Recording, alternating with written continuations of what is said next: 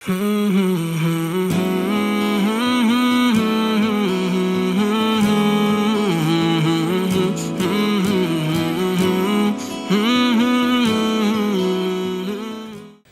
இந்த மேராஜ் அப்படின்றது பைத்துல் ஹராமிலிருந்து பைத்துல் முகத்தஸ் வரைக்கும் போனதுன்னு சொன்னீங்க.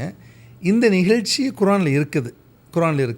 ஆனால் அந்த இஸ்ரா அப்படின்ற அந்த நிகழ்ச்சி வந்து குரானில் இல்லை அப்படின்னு சொல்கிறாங்க. குரானில் இல்லைன்னு சில பேர் சொல்கிறாங்க. இதனுடைய உண்மை நிலை என்ன சார்?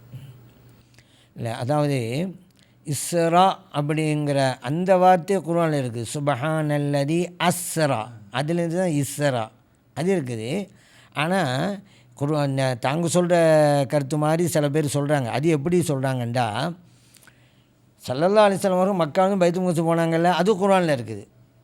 பைத்துல் முகத்தஸில் ஒவ்வொரு வானத்துக்கும் போனாங்கல்ல, அது இல்லை அப்படின்னு இருக்காங்க. அப்படி கிடையாது, ரெண்டுமே இருக்கிறது. ரெண்டுமே குரானில் தான் இருக்குது. சில பேர் சொல்லுவாங்க இல்லை வானுலகத்துக்கு போனாங்கல்ல, அது ஹதீஸில் தான் இருக்குது அப்படிம்பாங்க. இல்லை, அதுவும் குரானில் தான் உண்டு.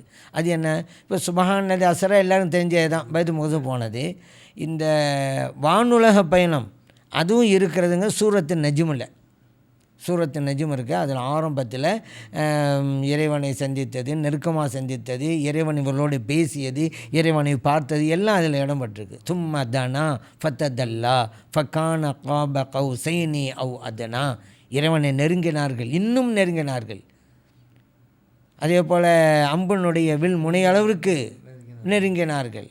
இறைவன் அவரோடு பேசினான், இறைவனை அவர்கள் பார்த்தார்கள். வலக்கது ரஆஹு நஸ்லத்தன் உஹ்ரா எல்லாம் அதில் இருக்குது. அதனால் மண்ணுலக பயணமும் அதில் இருக்கிறது.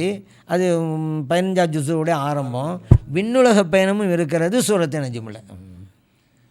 இதுக்கு விளக்கமாக வேண்டுமானால் ஹதீஸ் இருக்குன்னு சொல்லலாம்.